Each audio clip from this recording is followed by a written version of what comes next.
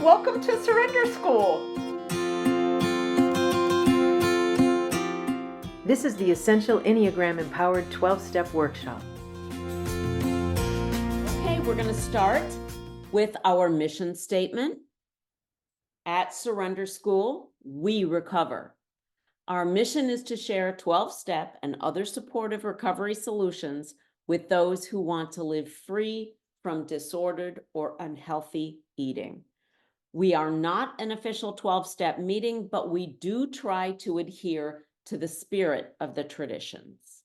I just want to go over briefly what's going on at Surrender School right now.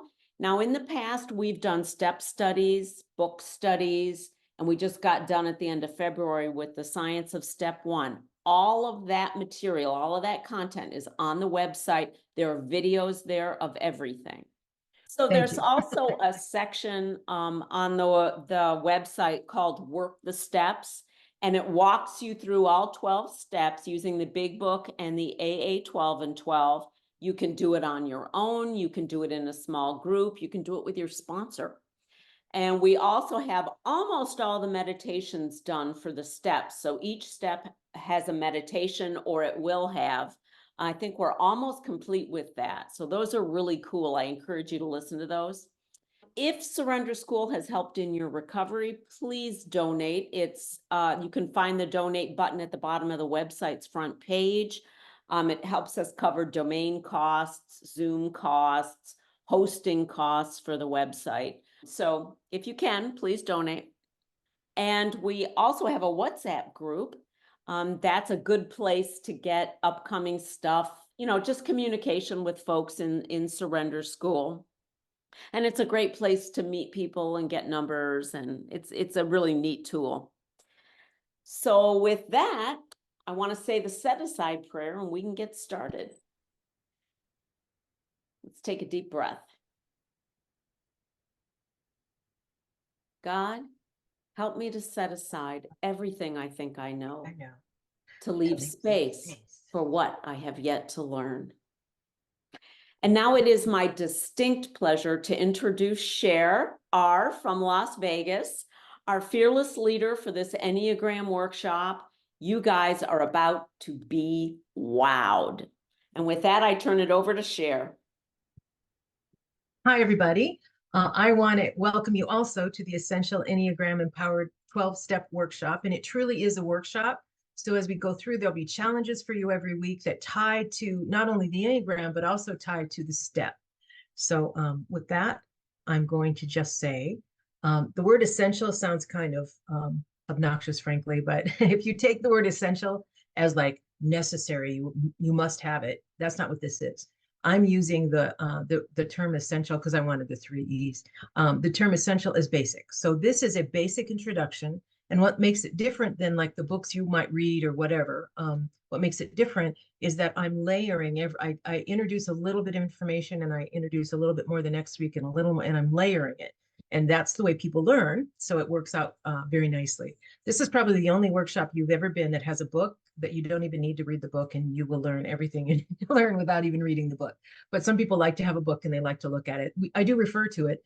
Her chapters are tied to steps, which is great. And so this is session 0. So next week is session 1, chapter 1, step 1. It was so confusing when I was doing A and B. So anyway, this is session 0. That's why it's 0, because it goes along with the chapters. So anyway, I'm excited about that. Okay. The other thing that as you are learning through this, I'm going to ask you, it's a different type of workshop in the fact that the goal, let's see, the perfect audience for this workshop is someone who is very steeped in and has done 12-step work. They're really, really into 12-step work. They understand it. They've been through it and don't know much, except maybe are curious about the Enneagram. If you've learned a lot about the Enneagram already, some of this will seem very simple, but the idea is we build the knowledge through the workshop. So it's not like there are some books that I read and I'm like, what the hell did that mean? Right? So that's not this. This is really just step by step by step. By the time we're finished, you're going to be very steeped also in the Enneagram stuff. And we'll talk about why you care about that here in a second. All right. I'm going to tell a quick story about myself. I have been 20 years, which is amazing to me, in a 12-step program, OA. So in 2003 is when I joined. I came, like most of us did, on my knees. I came to program on my knees. I was brought to OA by an AA friend. And I've only recently been learning about the Enneagram.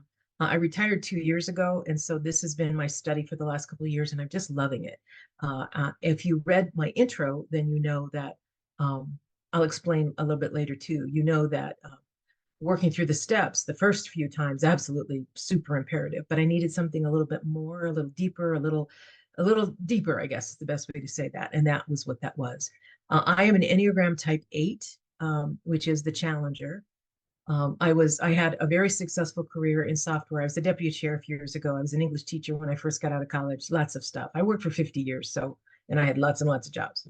But I ended up being a leader of training departments in several different software companies.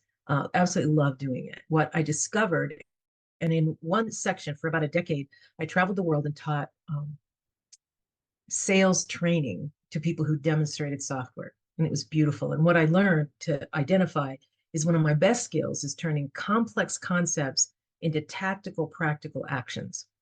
So we would have salespeople who'd been through these, value selling and all these words and all these concepts, and then they'd leave and not change at all. And so what I learned is I could through the company that I worked for, we could turn it into something where it's like, no, you don't just talk value. I can't just say talk value and you do it. It's like, where do you put it and how do you use it and where do you say it and how do you say it? And as a result of it, when they left the class, they changed the way they did things. So I use that in other things as well. So in here, the way that I'm layering the class allows you then to take this and use it in your life, especially with the weekly challenges. I have weekly wrap-up challenges after each session, and they're meant to be a lot of fun. I hope they were fun for me and the people that have done them so far. I hope they're fun for you. Okay, so with that, I wanted to show a picture of myself at my highest weight. I weighed at one point in time almost 300 pounds. And that happened to be about the time that I was traveling. So made plane flying, I traveled 170,000 miles a year. It made time on the plane not a lot of fun. The reason I thought I'd bring that up, though, is I want to show you, what I look like now. And which of these is not like the others, right? It's like, it isn't even about the weight. I guess it is a little bit, but it isn't about the weight. It's about the affect. It's about how do I show up as? Who am I? Which of these three looks happy, joyous, and free, right? And I've never been happier in my life. I'm absolutely just so free. And it is the combination of the 12-step and then introducing the Enneagram to that has made that possible. So I'm very thankful to my higher power. At the bottom, if you care about more detail, not that you should, but if you do, because I didn't want to just like, blah, blah, blah. Anyway, I probably already have. But Cheryl Reisdorf is my name. My company is called The Creative Niche, and that's my LinkedIn profile if you're interested in looking at my background. Okay, the goal of the class. It is a personal journey, okay? And the goal of this course is literally, we're going to focus, the focus is to help you understand the relationship between your false self, that ego self, and your true self, and to treat yourself with unrelenting compassion because you're human. And what I found when I studied the Enneagram, I was like, oh, I'm wired that way. That's why I sometimes act like that, right? It's just amazing to me that the pressure that took off of me to change, right? Because change is hard. All right, so the way that we do this is we recognize the unseen forces that drive our behavior with its passions, defects, and fixations, perceptions, stories we tell ourselves. By catching ourselves in the act when our ego causes us to act out our most persistent defects, and finally to gently remind ourselves to return to our true shining selves. It is all about compassion for ourselves. It is all about that. I think if you read my intro, I ended up in the midst of self-contempt. Every time I'd work, the first few times I'm putting out the fire, right? First few times through the steps, but then eventually what happened is I would work, when you're working with others, absolutely, it's new to them. But then I would work through them and I would feel this kind of rolling self-contempt. Why was I like that? Why did I act like that? Oh my God, I'm so embarrassed, like that. You're such a loser, that kind of language, right? So, okay. And the Enneagram helped me change that. All right, some things to keep in mind. I am not an expert on anything, truly, not an expert on anything. maybe adult learning, because I did that for my entire career, and even that changes because there's so much technology, right? So I'm not an expert on anything. Keep in mind that recovery is a process, not an event.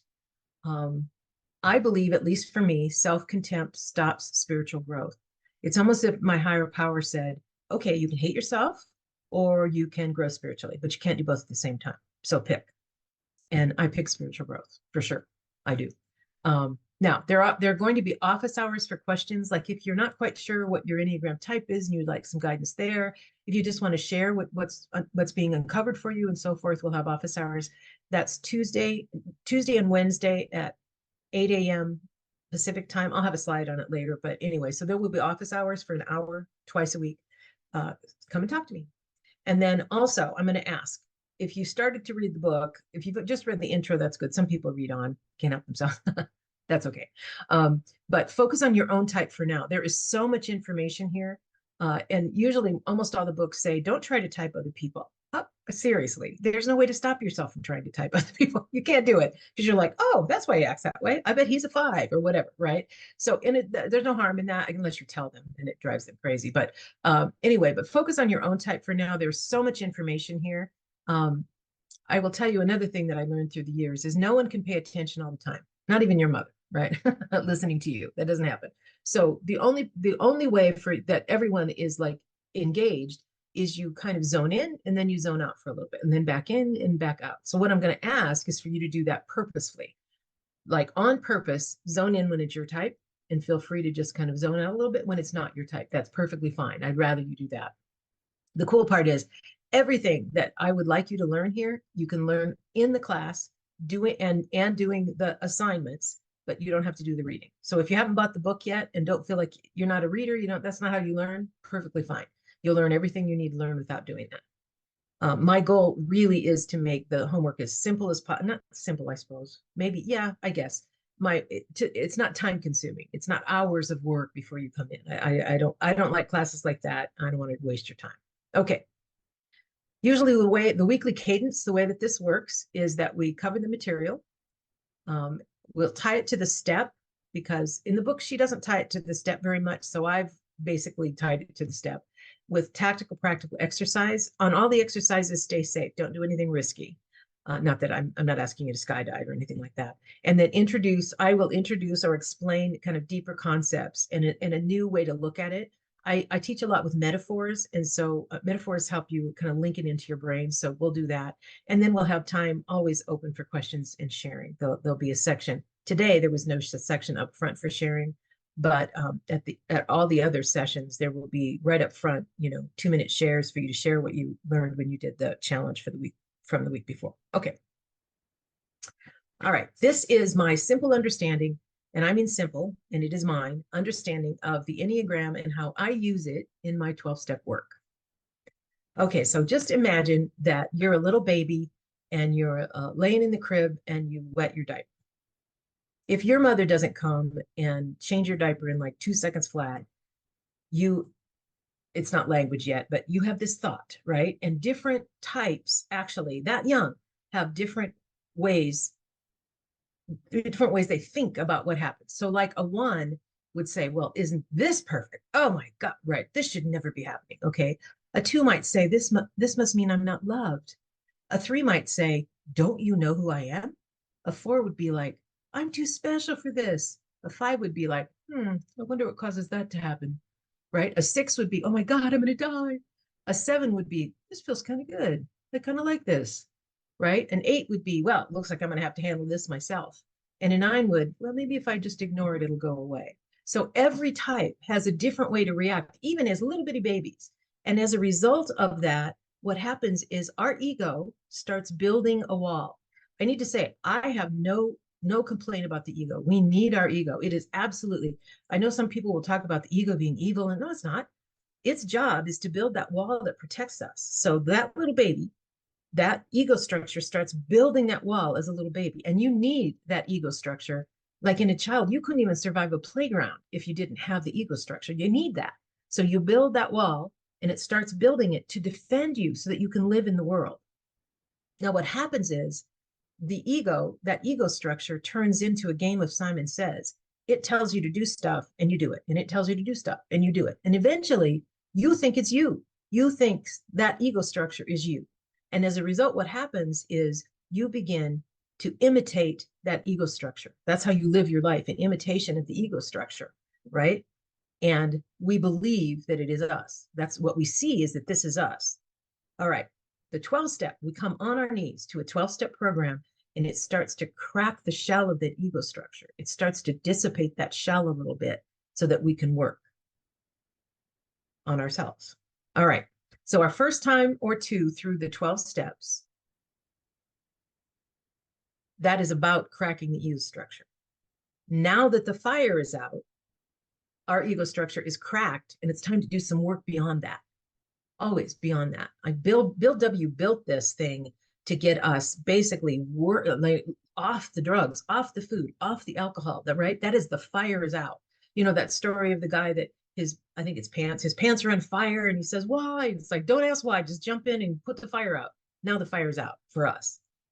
Okay, so the crack in the shell. And once again, what I found is I kept working through the steps, like on a different thing. Beliefs, I'd work through all 12 steps, and I'm working through them. And each time I felt self-contempt, and I realized self-contempt stalls spiritual growth, can't do both.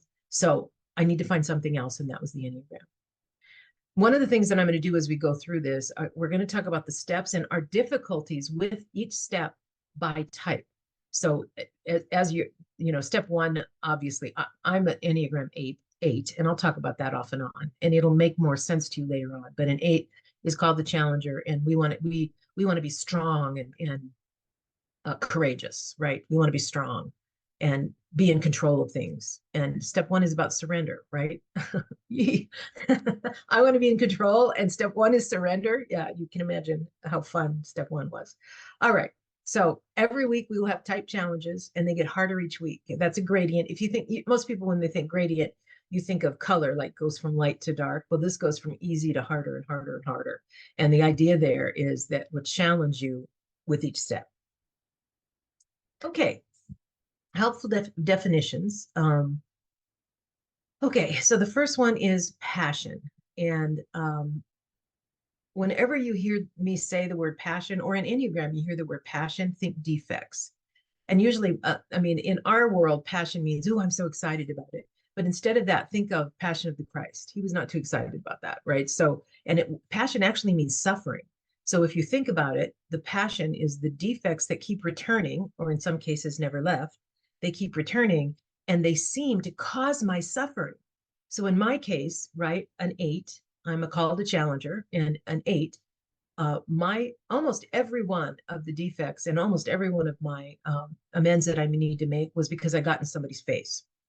A lot of you, you never get in anybody's face. That's not even something that you would ever, all my amends, almost all, were that I got in somebody's face about something, right? So, and that is a defect, and every once in a while it does return. I have to admit that, right? And it causes suffering, maybe in my case, some even for other people, but for me too. And then, so passion, and then the opposite of that is the virtue. And the virtue is the gift of the Spirit. So the gift from your higher power, the gift from God, for my type, that I get as a reward for returning to my true self. I get to relax into that gift of the Spirit, right? And it'll make a lot more sense as we go through this, but those two things are the first definitions I want to talk about. All right, growth happens in this order. First, there is awareness, then there is acceptance, then there is action. And for the first few weeks, we are absolutely in awareness, and maybe for the whole time we're in awareness, but certainly the first few weeks are all about, because we're layering this information. Okay, I'm going to give you a second of, well, a little bit more in a second. I'm going to give you like a minute to do this. What I want you to do is, if you know your Enneagram type, and this will make so much more sense to you, and it'll really resonate if you know your Enneagram type. There's a test out there on the website, a link to a test on the website if you haven't done this. I'd like you to go in. The ellipses at the top of your video thumbnail. If you find yourself, you find that, you can rename yourself. And I just want you to put your number in front of your name. This week, we're not going to be doing too much about sharing. I mean, they'll be sharing the questions at the end, but in the future ones, I would love when you first come in, rename yourself so that it has the name you want to be called, and then your Enneagram number up front. That would be great. I'm going to give you a minute to do that. And Joy, I'm going to assume I'm not talking to myself. I hope I'm not talking to myself. I'm not, I put myself off camera and, but I'm, I'm assuming all is well. Otherwise, I'm just practicing it. Go ahead. All is well, and I can't rename myself, so one of the hosts, please rename me because of the way the screen is set up. Oh Thank you. yeah, no worries. Thank you. Thank you, Joy, for responding. I'm all alone out here. All right, so I'm going to move on. Thank you for renaming yourself, everybody that did that. All right. So in the book, and once again, we'll go through this as quickly as possible. In the book on page one of the things she said that I really liked, she says, because we've worked a spiritual program, we already had our egos cracked open when we faced our powerlessness and our addictions. So if you've been in program and you work through the steps, your ego is cracked open. You might not have that terminology for it, but it's like you are ready. You're seeing things about yourself that you never saw before, certainly after you work step 4 and do all the columns. Okay. She says, and I agree with this is not meant for someone who's the first time through this steps. It would be like painting a burning house. So if you are someone who's never been through the steps, you probably don't belong in this. You should go and work the steps. That is absolutely what you should do because it will crack it open. Otherwise, it's much more difficult here. And the steps work. I mean, absolutely. I'm probably the biggest fan of the big book you've ever met. I am. I love the big book and I'll quote it quite a bit. But this is not meant for someone. It doesn't mean you can't stay. Please do if you want to, but it really isn't meant. The ideal audience is someone who already has worked the steps and they're basically are just ready for something a little bit deeper or a little bit broader. Okay. All right. So she says that also on page 1. On page 2 is the pants on fire. Right now the fire is out. And they talk about the guy with his pants on. I used to think his hair was on fire, but I guess his pants are on fire. Okay, so all right. So, and she also talks about we're working both inside out and outside in to stop the unhealthy behaviors and to figure out what is driving those behaviors. Because if we can figure out what is driving those behaviors, then that means that we can do something about them. We can see it. And also we can treat ourselves with compassion, right? I can't even tell you what a difference it made when I went, oh, I'm wired this way, of course. So anyway, and that I could be compassionate with myself, which is awesome. All right. I am so excited about this. All right. Let me talk for a second about why we have icons. These are the little icons that I picked for each of the different types. And when I get to, and I'm going to specifically talk about each type a little bit today, actually every week.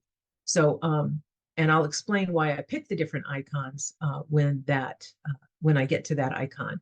But I want to say even before computers that has icons everywhere, we always have understood icons and our brains work that way. We will associate like an image with something. We do that all the time. Think about when you were a kid, Fritos, you know what a Fritos pack is. You know the difference in the logos of Coke and Pepsi, right? You just see them and you know exactly what brand it is, right? Those are icons. And so I picked these icons and you'll understand as we go through, it'll make more and more sense why I picked them, but I'll explain it. Okay, quick question to all of you. You don't have to answer, just nod for yourself. Did you find your icon, right? Automatically, that's what human beings do. It's like, oh, I'm a type 8, and I would go to 8 and I would look at it, right? Okay, so almost everybody probably did that. That's human nature. That is what we do. What is associated with us? Okay. I'm also going to talk about mantras. I'll explain what those are as we go. And then I also want to say the final big word there is feelings. What I want to invite you to do is all the way through this, as we experience the exercises that we're doing, and I'm going through the different slides, I really want you to just open your heart and let yourself feel. And all I mean by that is instead of shutting that down when a feeling starts to crop up, I just want you to just gently realize, oh, I'm having a feeling here. And I'll explain as we go through, I'm going to talk a little bit about when I ran this class in front of other people, a handful of people, and I did it individually so that I could watch their faces as I was, and I did it in person or on Zoom with the cameras on, and I could watch their faces as they reacted. So many of them felt an emotion,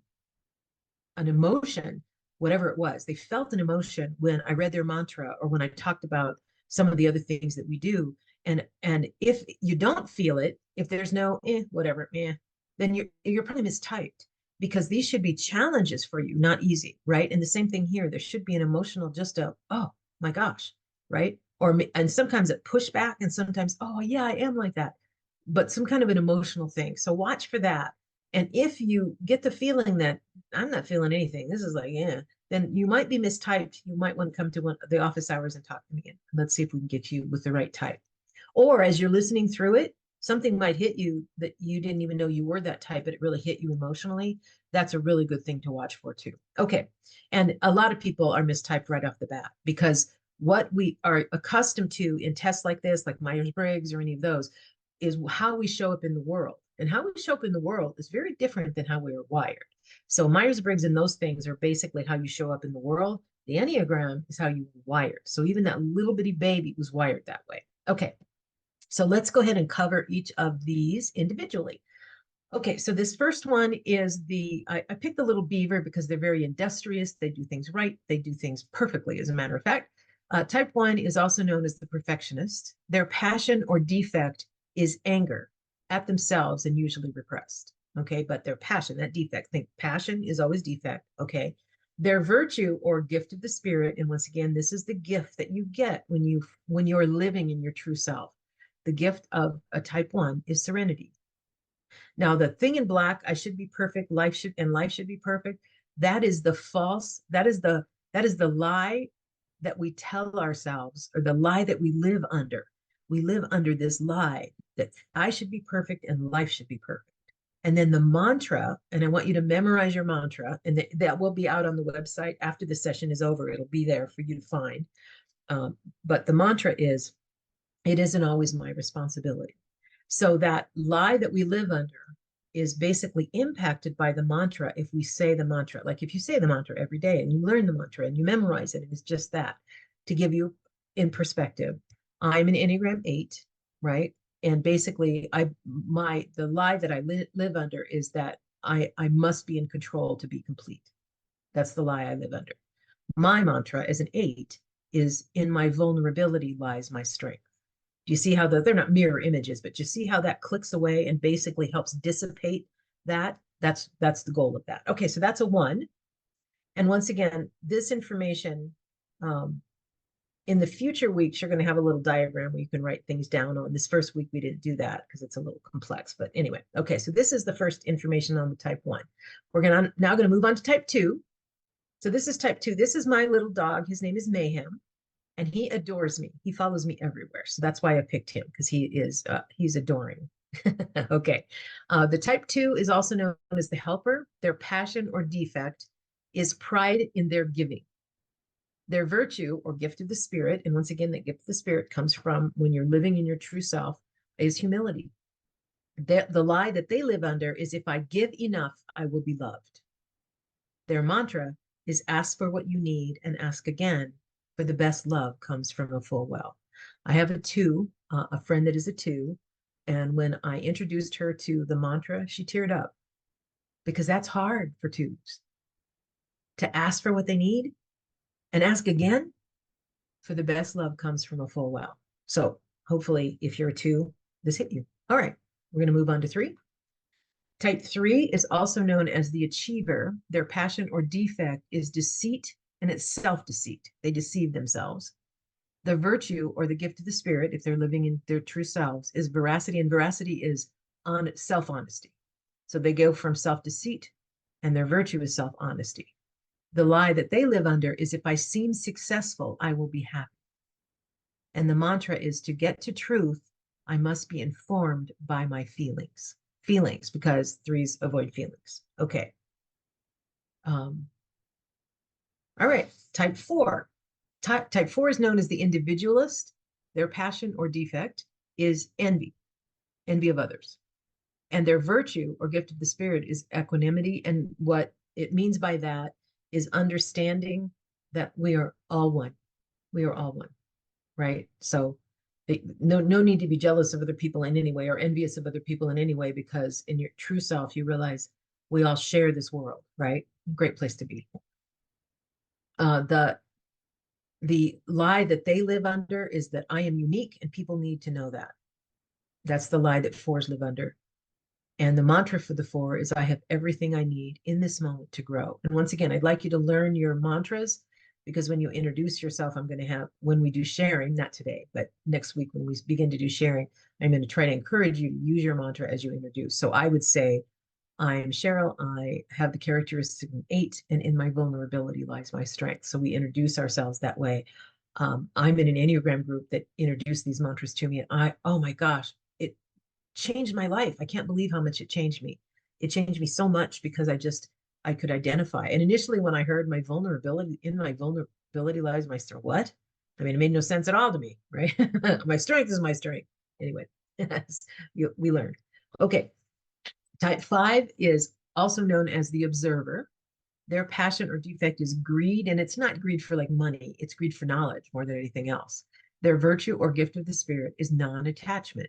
They are able to let go of people, of things, non-attachment, with no emotion tied to it whatsoever. They just are there, they can do non-attachment. The lie that they live under is that knowledge is the answer to everything. And their mantra is making contact with my direct experience and feelings will bring greater clarity and knowing. All right, type 6 is called the loyalist. Their passion or defect is fear of almost everything. Their virtue or gift of the spirit is courage.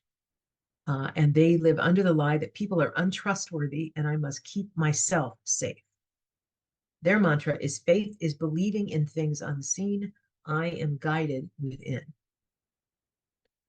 Oh, I didn't talk about why I chose those. I chose the bunny because bunnies are really fearful, but it was such a cute picture. I'm going to go back real quick here. The bear, because they hibernate, and 5s are really good at being alone. The 4, because it's a unicorn, right? And unicorns are very unique.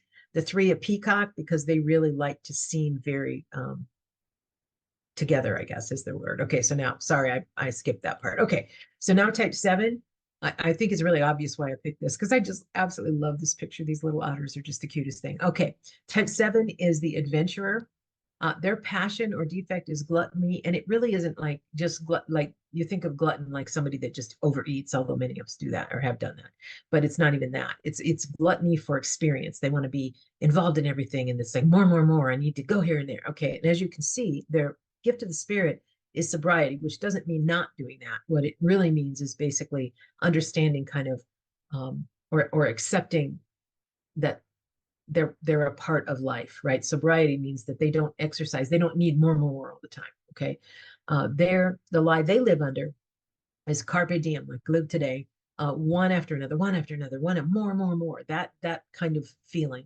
Their mantra, and I love this mantra, focus and staying present are my holy work. I am enough. So I love that.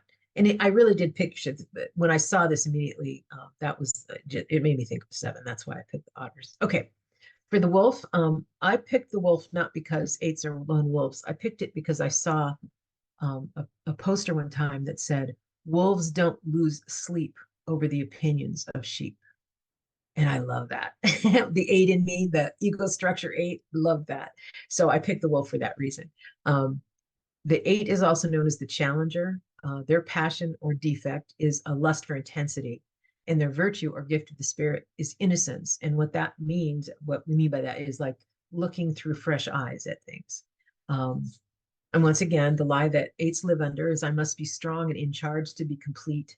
The mantra for the 8 is in my vulnerability lies my strength. All right.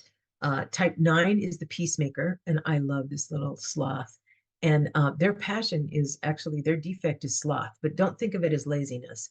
It is a feeling that they are better off if they delay things, delay decisions, delay the work they need to do, delay, that they just feel better off doing that. So of course, the gift of the spirit is right action and right action at the right time. And the lie they live under is, can't we all just get along? I'll think about that tomorrow. So their mantra is resolve small things before they become big things. And now I have a lot of people in my life that are 9s, and I enjoy them very much. Okay.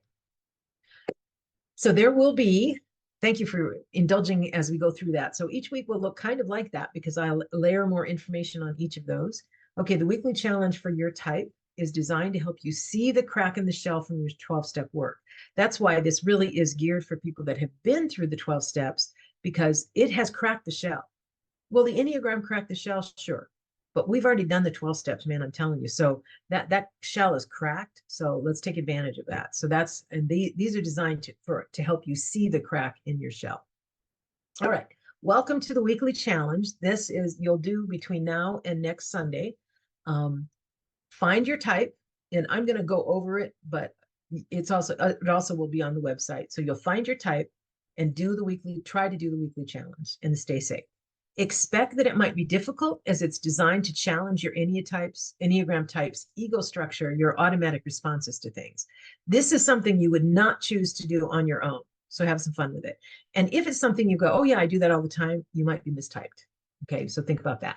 All right, so let's take a look at this. All right, so for type 1, those of you that have type 1s, I can't see you, but you might raise your hand or nod or something. Just, you are type 1.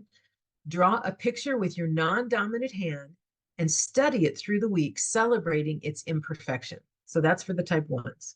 For the type 2s, pick a time frame, hour, day, week, and do nothing for anyone else. Okay, if you're a type 2, that should sound hard. Okay, all right, type 3, catch yourself bragging about a past achievement or your children and so forth, and then say, never mind, and ask the other person a question. And next week, some of the first sharing is, how did this go? Were you able to do it? Was it hard, right? Okay, type 4, when you feel strong feelings, imagine taking them from your heart, placing them in your hands, place them in a boat. As you celebrate, you're going to watch the feelings float away.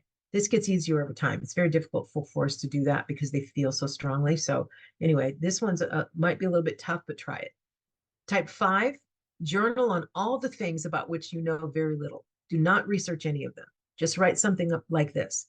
I know that when I turn on a switch, the light comes on, but I don't know how that works. However, I know that it works, whether I understand it or not.